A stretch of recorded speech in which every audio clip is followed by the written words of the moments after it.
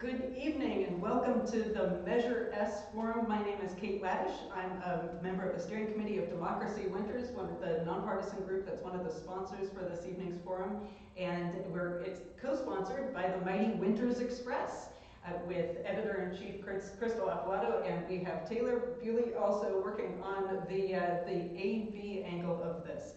So really excited about this evening's event and glad to have people joining us here in person and also who'll be watching this online afterwards. And I'm joined this evening by Paul Meyer and Mayor Pro Tem Albert Vallecillo of the Yes on S Committee. The Democracy Winters and the Winters Express aim to put on balanced events. However, only a yes position was submitted to the elections office, and so we invited them to speak. We were unable to find a group opposing it. We also, as a resource for particular like fact-based questions, we have City Manager Jeremy Craig. We're really grateful that you're going to be here. I will point out that even though we're holding this in the conference room at City Hall, that this is not a City of Winters event, and we are not using city resources for this. This is just being sponsored by the Winters Express and Democracy Winters as community groups. So organizers' goal for this nonpartisan, position-neutral event is for voters to get the information they need to make whatever informed decision on Measure S is right for them.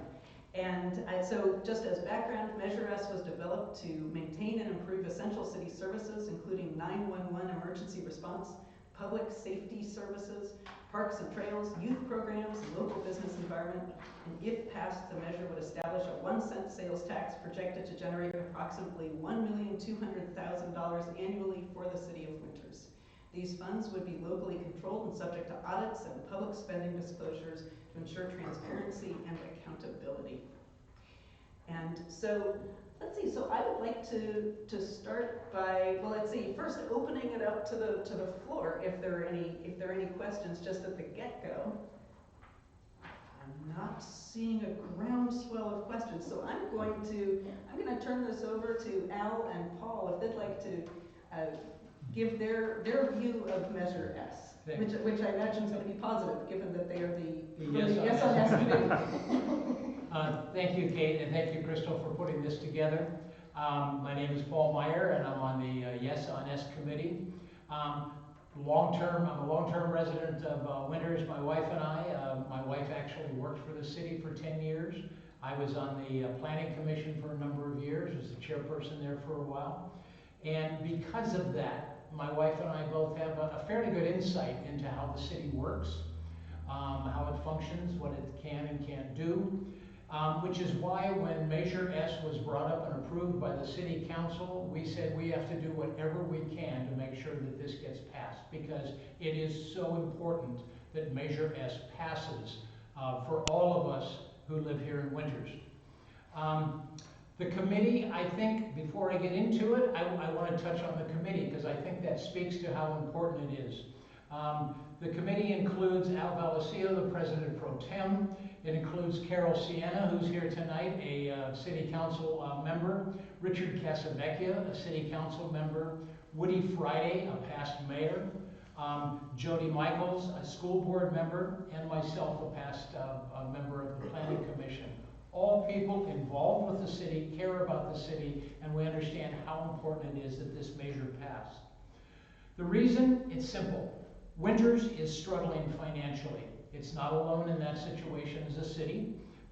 The primary driver of that is the inflation that occurred as a result of all that went on with the pandemic. Expenses went up at a much higher, more rapid rate than the revenue went up, and we were faced with real budget challenges. This is not a red issue, and it's not a blue issue. It's a dollar and cents issue that affects everybody the same who lives in Winters. We have a budget. The City Council approved a budget about 3 or 4 months ago of $17,500,000, and The unfortunate thing is that that is $300,000 more than the city will bring in this year. And that is the second year in a row we've had a deficit on our budget. Some reactions to that might be, well, you gotta trim the expenses. The expenses have been slashed. If you go back to our 2021 budget information and look at that, the city had the equivalent of 52 full-time employees working for it. Today, there are 42 full-time employees equivalent working for the city.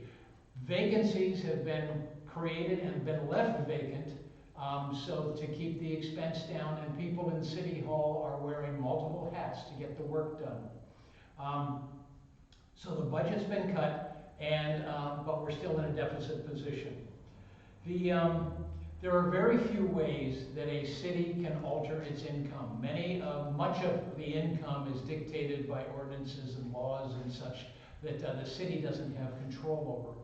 There is one way we can do that, and that is Measure S, which Al will tell you more about.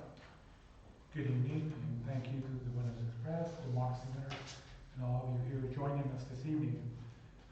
So, the City Council assessed a couple of different ways to increase the city's revenue stream.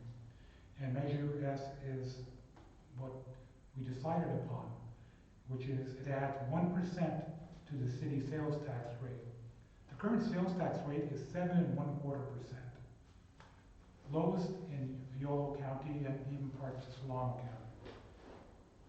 Davis, Woodland, and Vacaville, West Sacramento are at all at 8.125%, or 8.25%, and each of those municipalities also has a similar measure on their ballots to increase their sales tax 1%. So we're all kind of moving in tandem, but Winters is the last to join the line. Sales tax is important to the city. Like I said, we should get 1% of the 7.25%.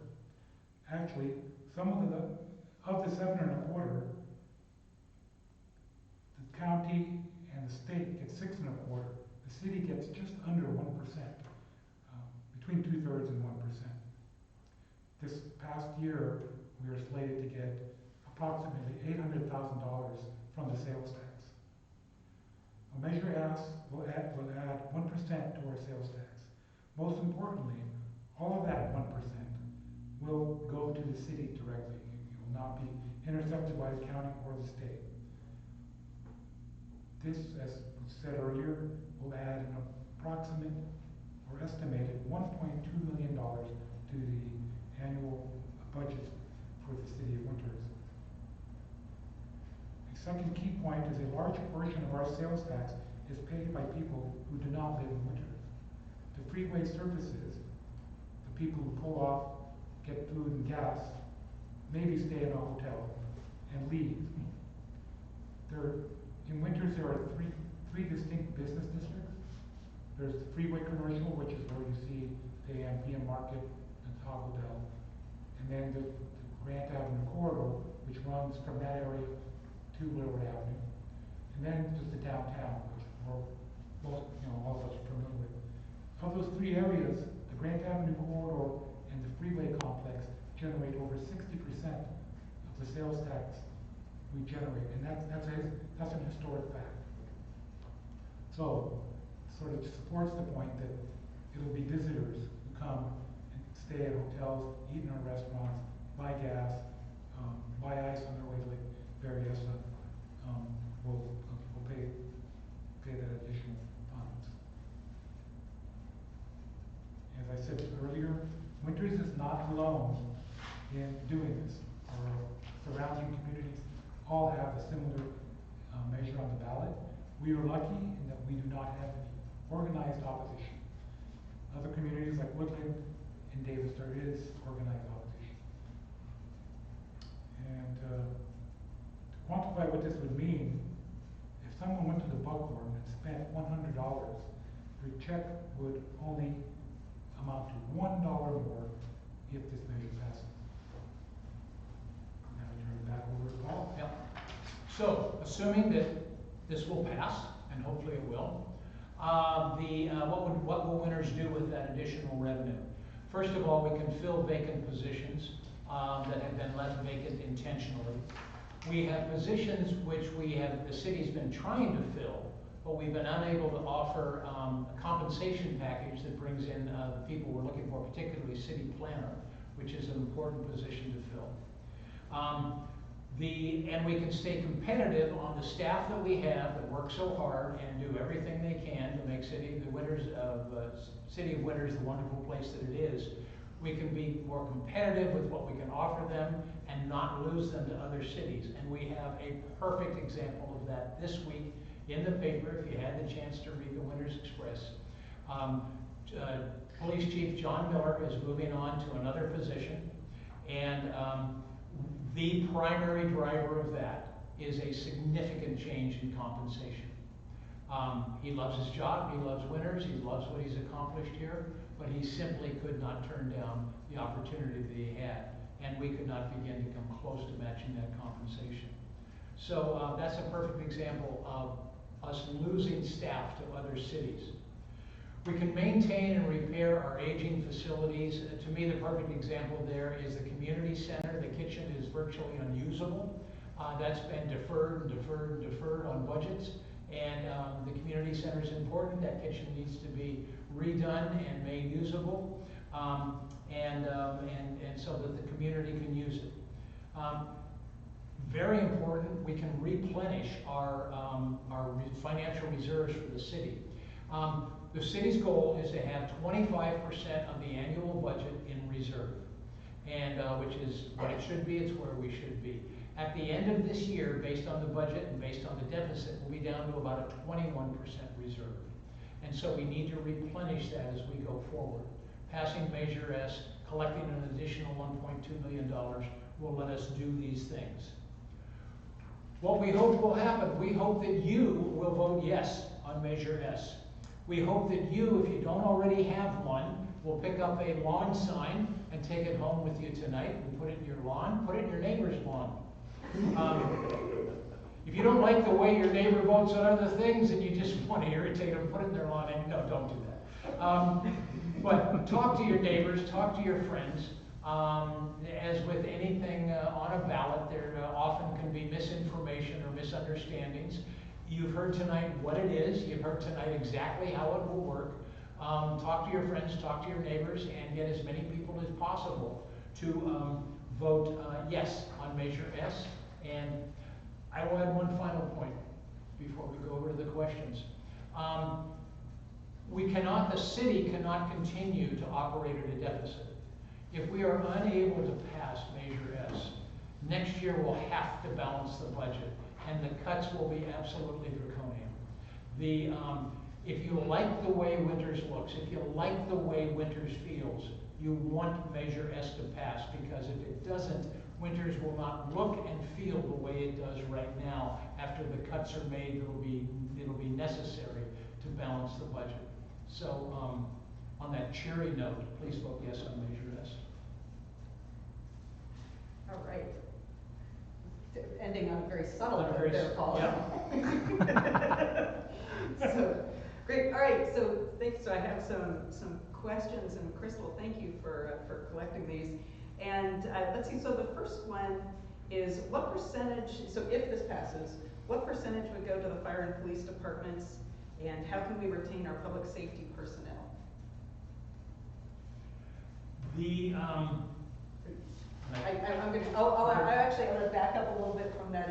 Is there a decision in place or a framework in place already for how this money would be spent, or if approved, when then city council, like what's that framework?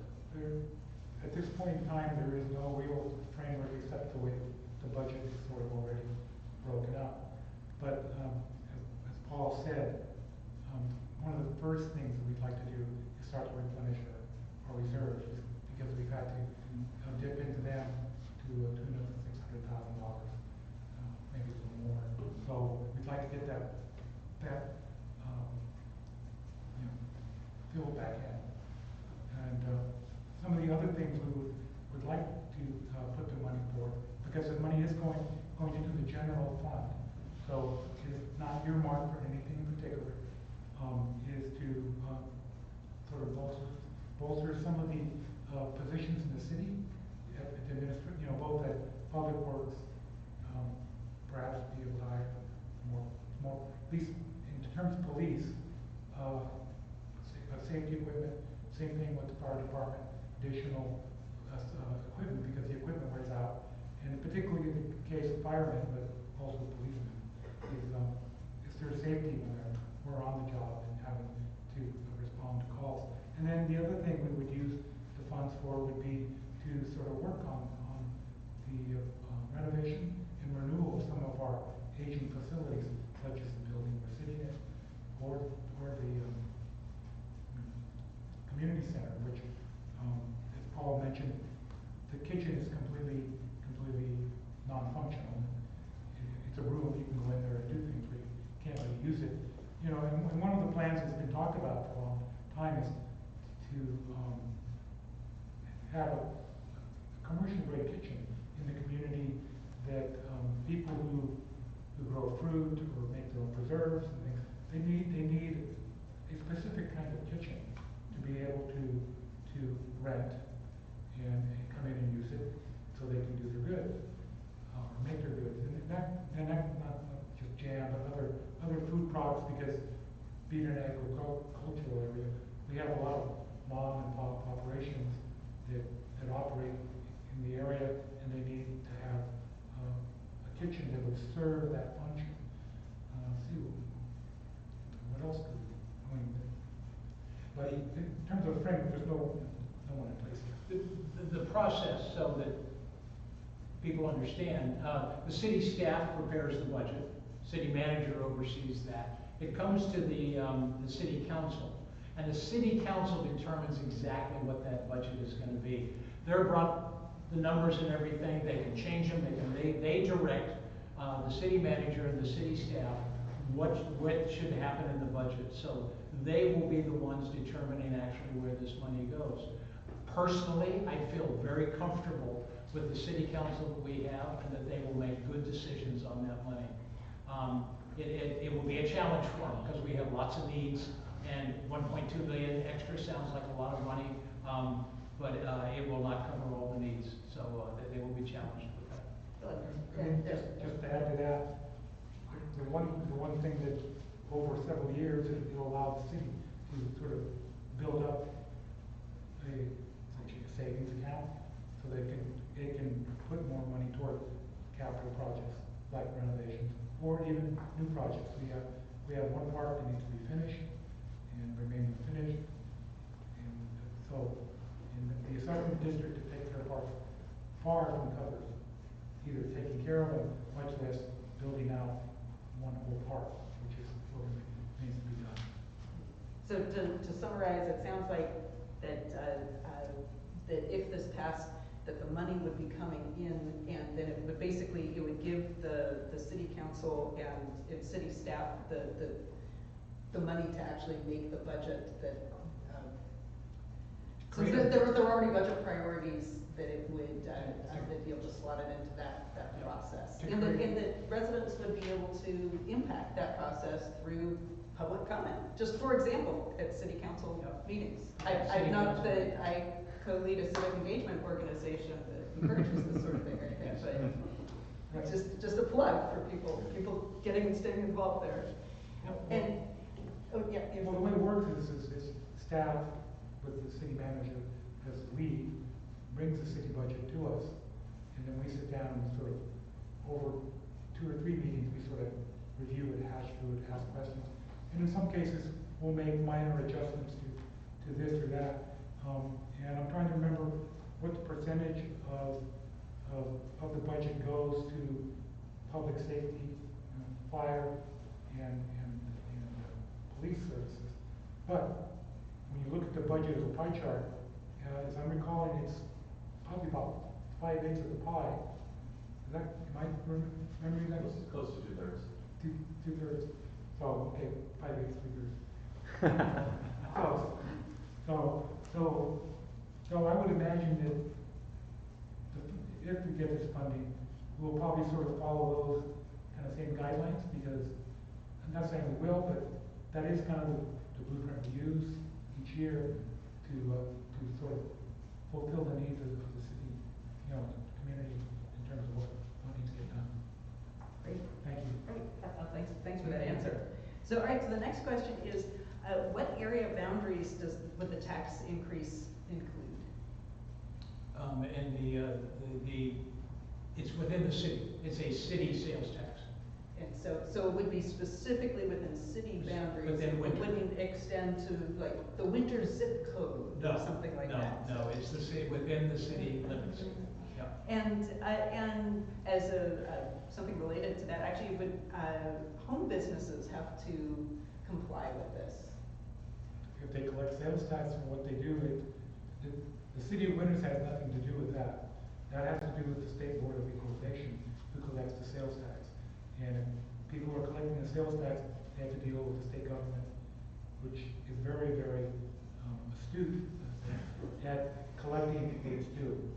And then they sort of divvy it up to the counties, and the counties divvy it up to us. Great. All right. And let's see, this next question it's kind of related to the first part of the discussion that we had, and it's, if passed, how will the city be held accountable for what and where these funds are used? So it goes back to what you were saying. We would expect the public, the community, to let us know what they want to spend money on. I mean, we're I was talking to one citizen last week, and he thought it might be a good idea if we established a strategic plan to how to use these funds. I mean, we do have a strategic plan in place, but we have to, with new funds, we have to sort of advance that plan as well, so that we can sort of lay out, looking down the road, say, the community center. Where's the community center going to be in 5 years, 10 years, 15 years? Yeah. And the budget's online. The city's business is all online. As we were involved in this, I was able to go back and pull up past year's budgets and details and compare to where we are now. Anyone who is concerned, and we want people to be concerned and be involved, can look at it online, can attend city council meetings, can attend them on Zoom, can have questions on Zoom or in person, and that engagement is really encouraged, because that makes the best possible outcome.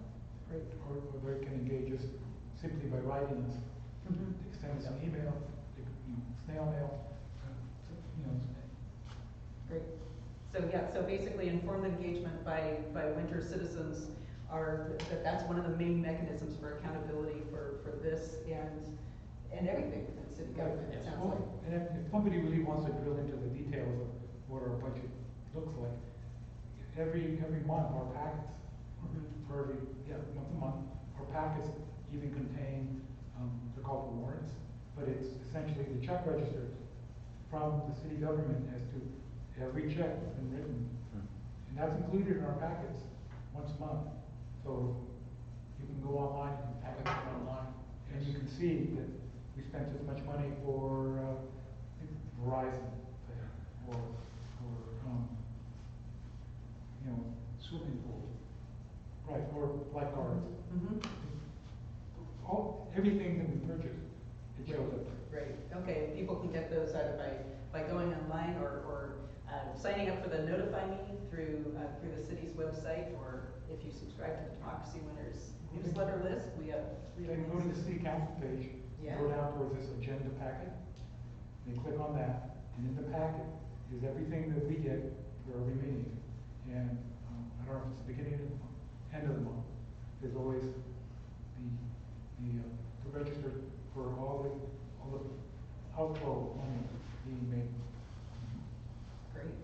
So, let's see. So I think, Paul, you might have touched on this, but it'd be good to get into this really specifically. So what's the timeline to see a difference on the city's budget, whether this passes or doesn't pass? Actually, I will ask Jeremy for that. So, assuming we pass it. So if the measure passes in November, the council will finalize that election in December, along with 2 contracts that we have to contract with the state to basically administer the sales tax and collect the sales tax.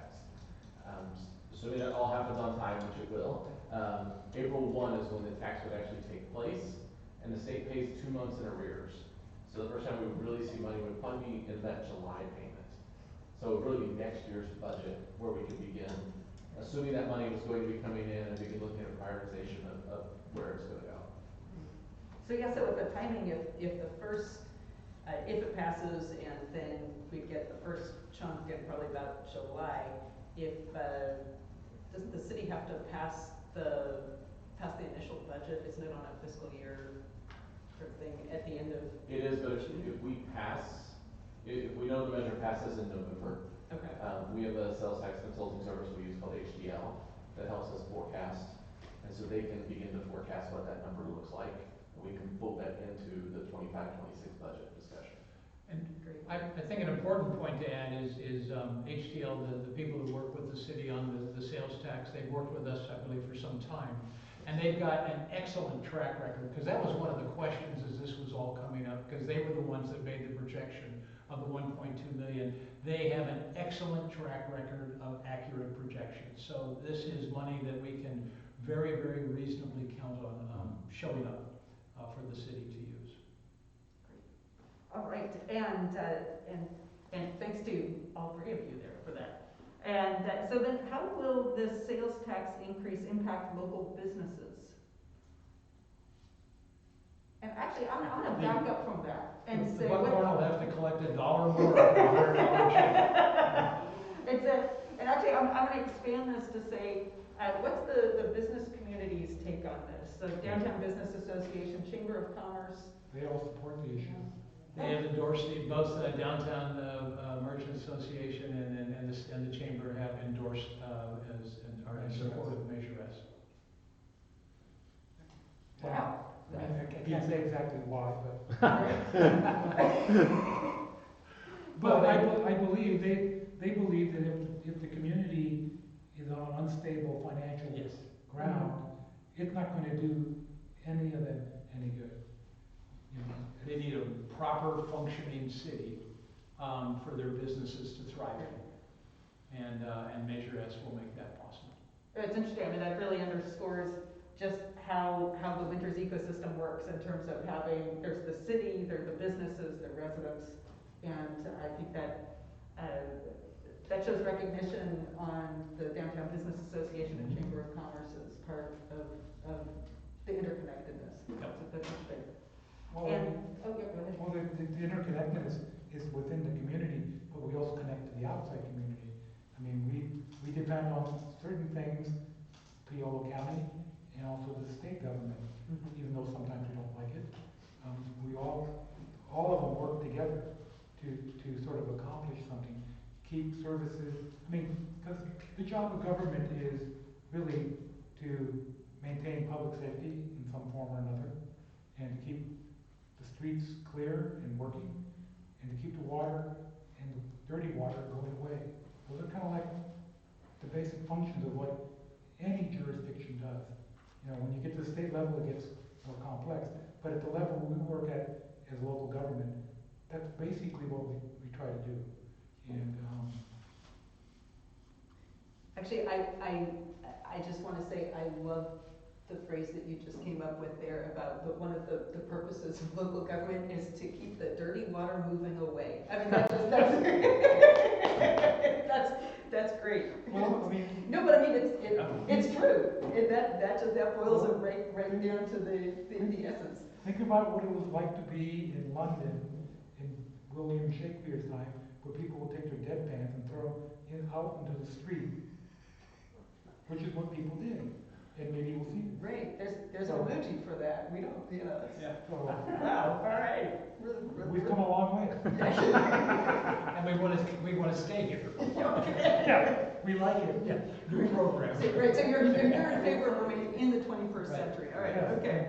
So let's see. So another question with this is there anybody or any type of business that is would be exempt from this, or actually from sales tax? Or are there particular products that are exempt from sales tax? most groceries. Groceries. I mean, almost, if it's food, you know, and sometimes they even count potato chips as food. And But, service. yeah, Service doesn't collect sales tax. So like if you have a car service, you pay sales tax on the parts, but you don't pay sales tax on the labor that was done. Okay. Right, and then, independent businesses, the business owner, you know, depending what they do, they can elect to not pay sales tax, but they have to show the Board of Equalization why they should, if it's something that's, you know, unusual. Okay. Or in the case of, people who are general, you know, contractors of different kinds, they can purchase the goods that they use, like say, general contractor, he buys the boards for his construction project, he can buy them from somewhere, and he gets an exemption from paying the sales tax at that point. But at some point along the way, he's got to charge his customer the tax, and he gets to pay it. So, there's always different permutations on how it works, but in the end, the state government gets its sales tax.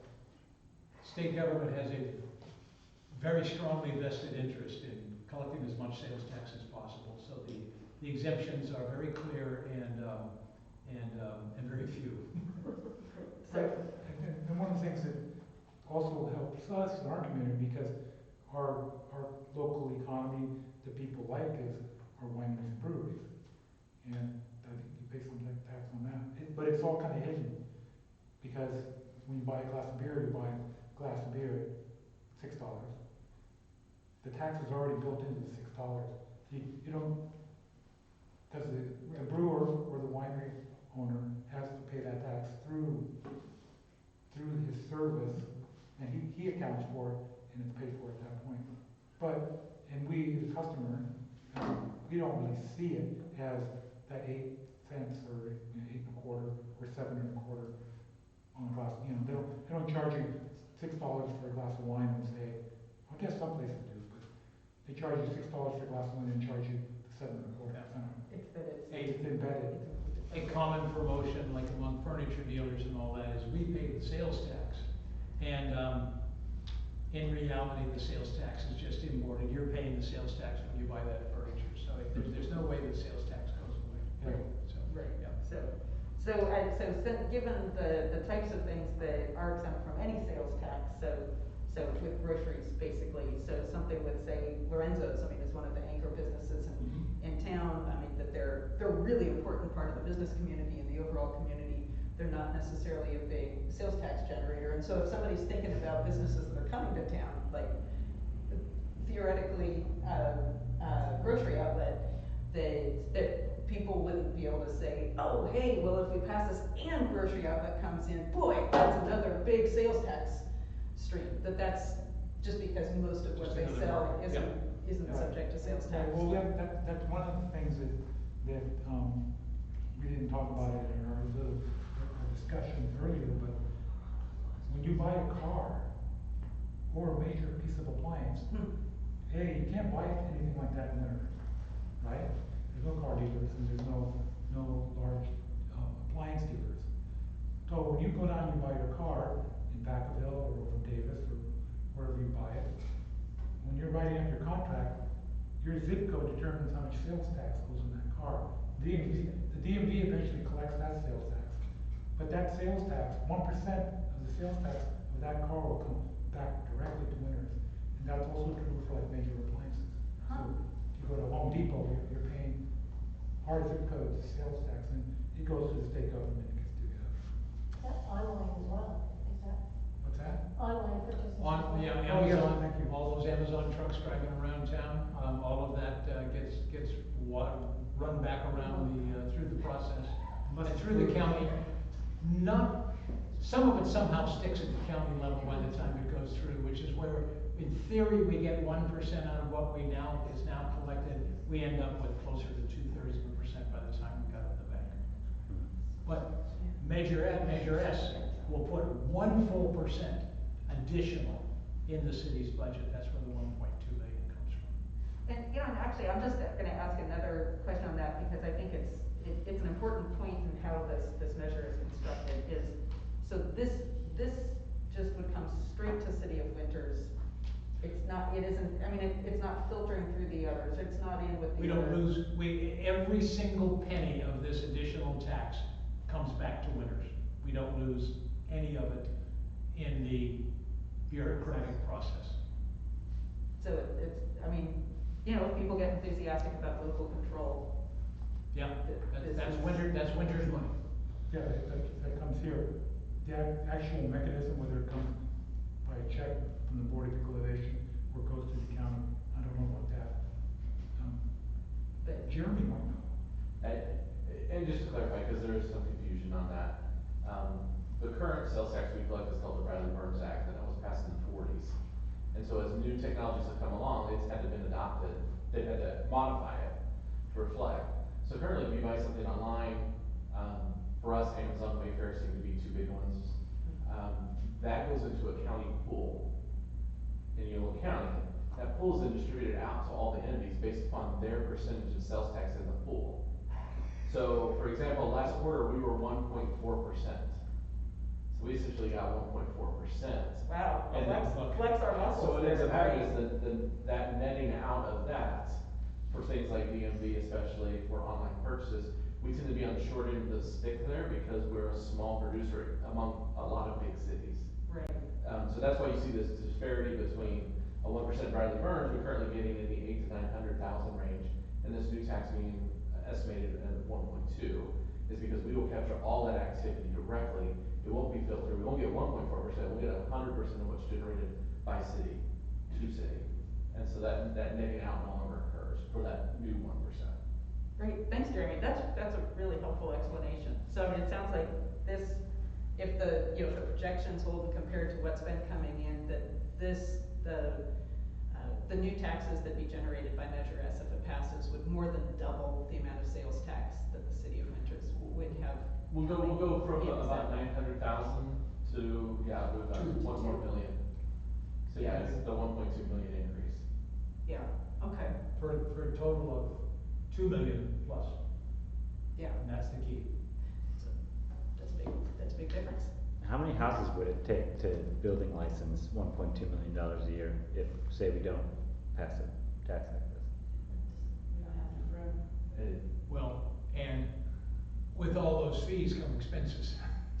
So that's not a net revenue. A sales tax increase is a net revenue increase to the city.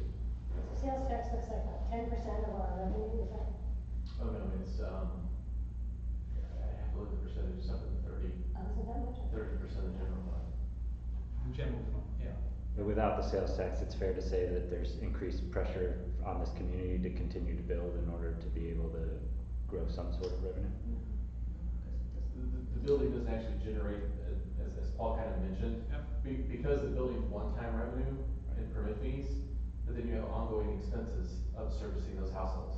So every so many households you add, we need to add a police officer, or we have more service load on our fire department, or we have more water connections that have to be serviced. So we're adding expense through, so oftentimes when you look at the calculus in a home development, it really is the multiplier of the sales tax activity that comes from those homes that makes it pencil. The home itself, the actual just real estate transaction doesn't often carry a lot of net revenue to the city. But when that home goes and buys that new patio furniture set for the new house, and they go to someplace in your community, and you get all the sales tax related to that purchase, that's where you see that. In our case, a lot of that retail opportunity doesn't exist here. It leaves the community and goes elsewhere. We don't have a Home Depot, a Lowe's, or a Walmart, and we don't ever want one, because that's not what Winters is, but that is why, and it has been accurately said, you cannot build your way out of a budget deficit. And then the money that comes from development is a very short term. It's like, it lasts 2 or 3 years, but it's also, as Jeremy pointed out, it's putting a burden on services that already exist. So it's kind of like, you know, sure, we're getting this little shot, but then it's kind of pulling us back. So it's, you know, a lot of people, you hear it, people tell you that, oh yeah, you're doing all this development, we should be raking in the money. It doesn't work that way, it just doesn't equate. Yeah. And this, well, let's see, if this is either gonna be a statement or a question, we'll see. But two years ago, when the Express Democracy Winners team put together the candidates forum, when you and Carol, when there were 5 people running, and one of the big questions was about the general plan, and that our general plan's from 1992, and there were questions about, so what's your position on Winters having a new general plan? Is that something we should pursue? How are we gonna do that? And if I remember right, a lot of the discussion came down to, yes, we need a new general plan, we have no money. And so if that's something that, if citizens had that as a priority, would they be able to bring that to city council By all and get this means. measure passed? By all means, and I can say for myself as a councilman, I still see the general plan update in some form as a very important thing. You know, I've come around to see more that doing it chapter by chapter might be a better way to go, but even going, and I don't think they're called chapters, but sections, you know, because it's under 14 sections, updating those, you know, periodically, so it's kind of a rolling target. Yeah. Anyway, so that you're updating things from, you know, over time, sort of keeping things up, because that is one of the things that has helped our general plan be 33 or 34 years old, whatever it is, one of the oldest in the state. Not to say it shouldn't be kind of looked at fairly closely and bring some things up to date, but that could be one of the things that money could be allocated for.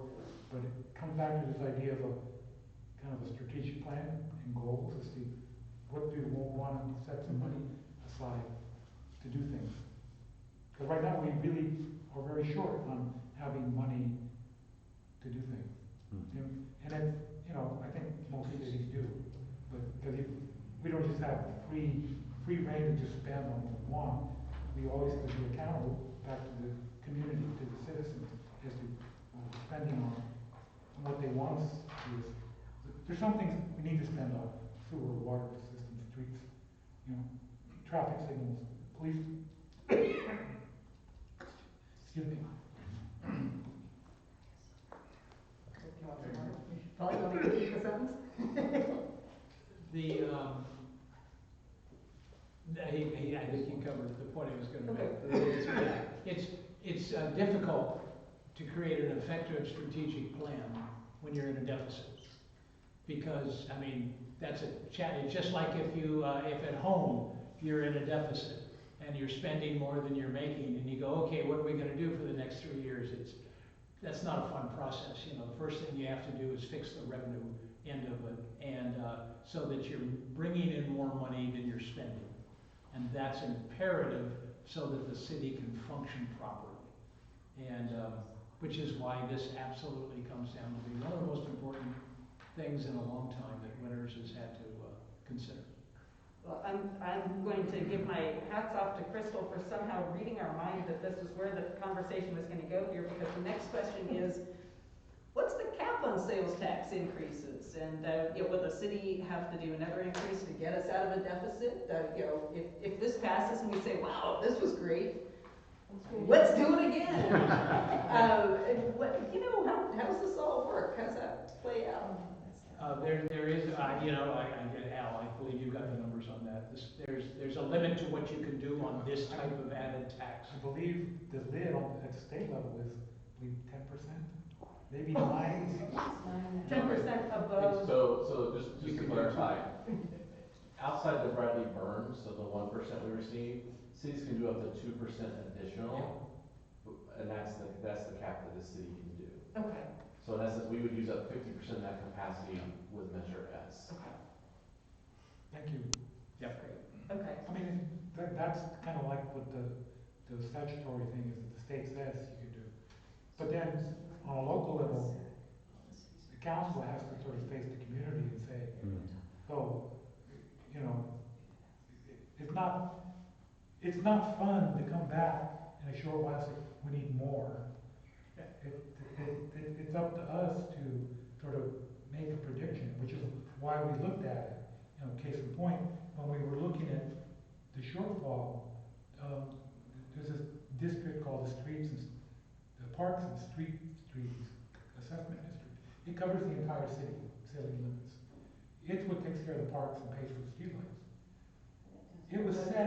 Its rate was set in 1993. Now, it's my understanding that in 1993, they didn't put escalators into these types of agreements. So, what we pay on our property taxes each year for that district is $82 today.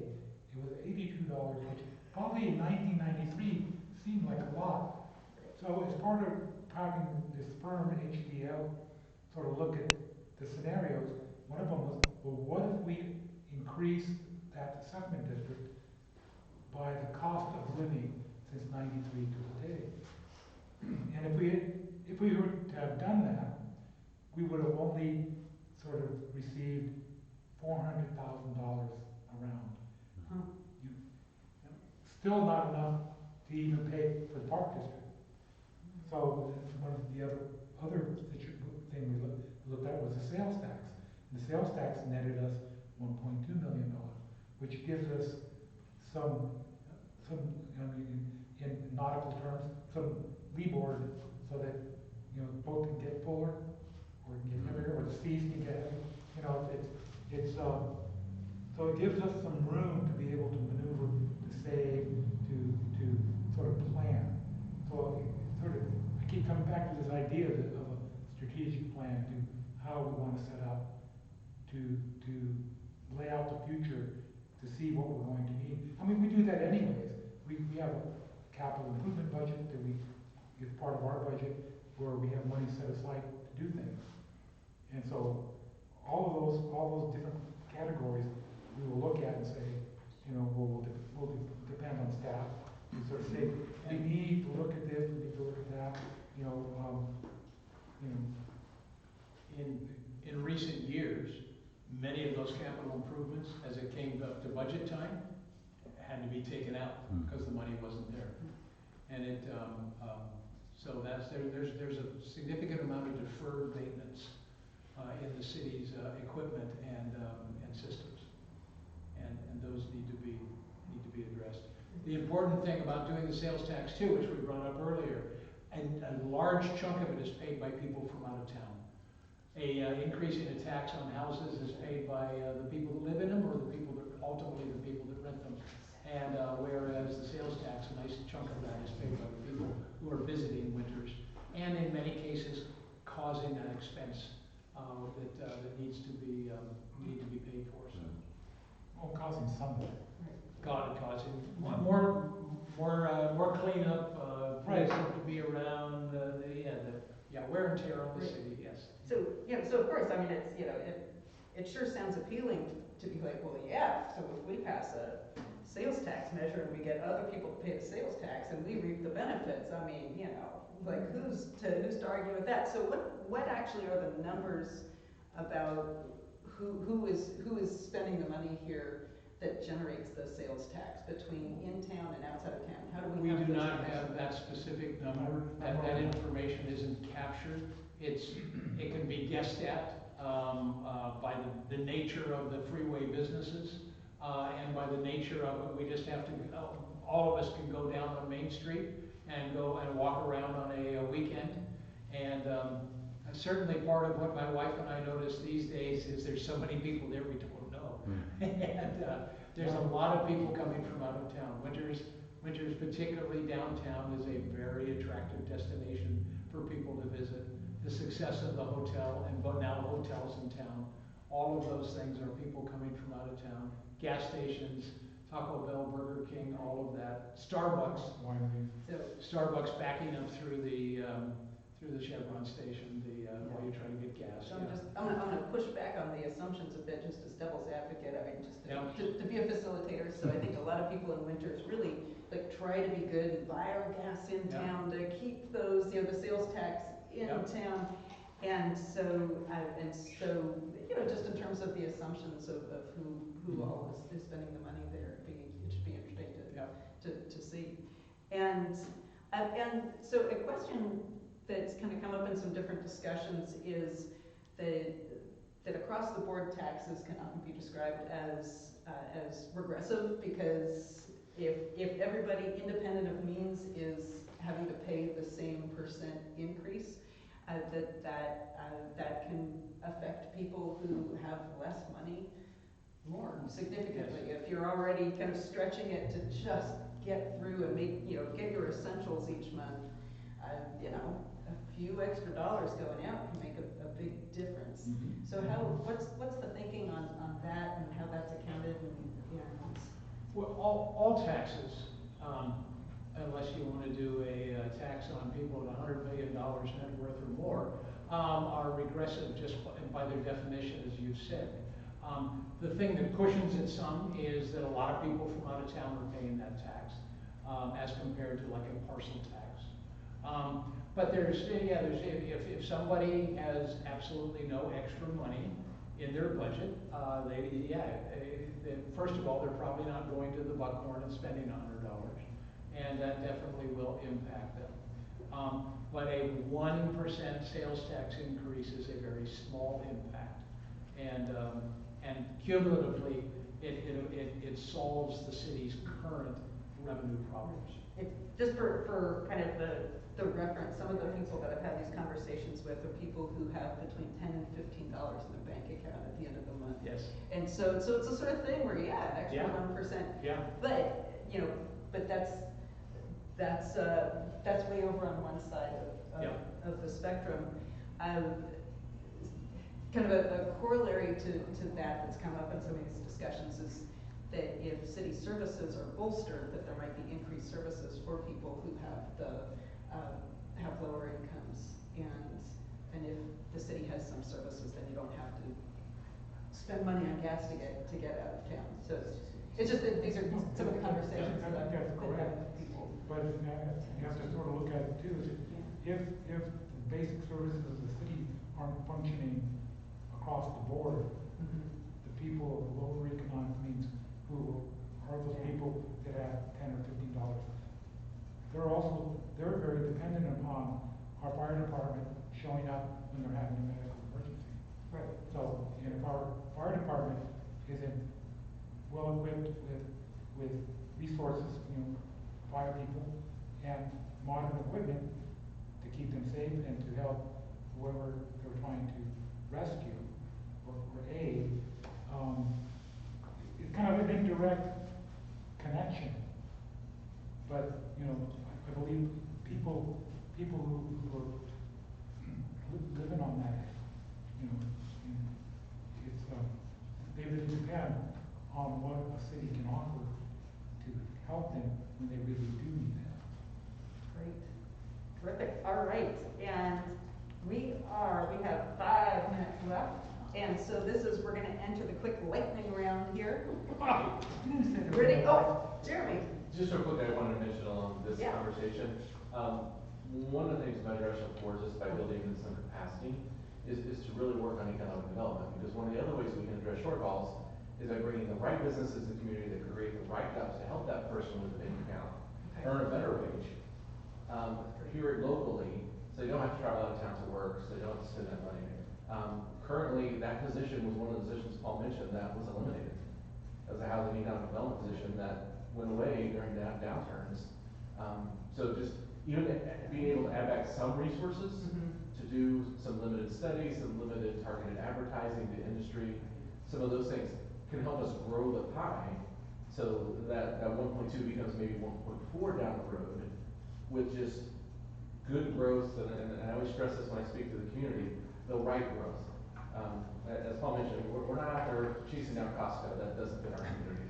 But there's opportunities for our community that fit our community, that provide good jobs and can provide sales tax generation that fit. And having those additional resources to be able to go have that effort out there to target those industries, let people know they exist, we exist, put us on the map in some ways, could help not only that lower income person, but also grow the economic ecosystem of the city in total. which helps grow that revenue stream also. So it's not always just about adding, sometimes it's about growing, the right way. Again, we're not gonna do a Costco, but the right targeted investment in economic development that brings in the right type of jobs, the right type of generation, could really expand this so that we don't go back to the community because we built an ecosystem that grows itself. Yay, great. And, you know, and what you were saying about with the economic development, and then people wouldn't have to drive to their job, because I know the city, like the Climate Action Commission's been talking about how to reduce vehicle miles traveled, and so, a lot of it really ties together. And in my short time being here, that's something that we really looked at. Like, we just recently rezoned property to C2, which allows for mixed use. Mhm. Find an opportunity to put some workforce housing closer to downtown, because we hear from our businesses, you know, our people are having to drive because there's no apartments available here. So things like that we can help bolster, which again, helps build that ecosystem, which makes it more self-sustaining long-term. Great. You know, I think that actually is a really great place to wrap up. I mean, bolstering an ecosystem and strengthening community, no matter what the topic, like, let's end on that note. And so I want to thank City Manager Jeremy Craig for being here to bring in some of these key facts. And from the Yes on S committee, Paul Meyer, our Mayor Pro Tem, Al Vallecillo. Thank you to the Winners Express, especially Crystal and Taylor over there recording this, and Crystal for being the border collie with questions. And again, my name's Kate Laddish. I'm with Democracy Winners, and we really appreciate everybody being here and everybody watching online. I will just say, since we are recording this on October 9th, that everybody who's registered, your vote by mail ballots were mailed on Monday. Arrived today. The ballot drop boxes opened on Monday. Winters is in Lorenzo Town and Country Market. The 11-day vote centers in the county, there'll be 3. Those are going to open on Saturday, October 26th. Our vote center will open on Saturday, November 2nd, and will be in the Margaret Parsons Room at the library.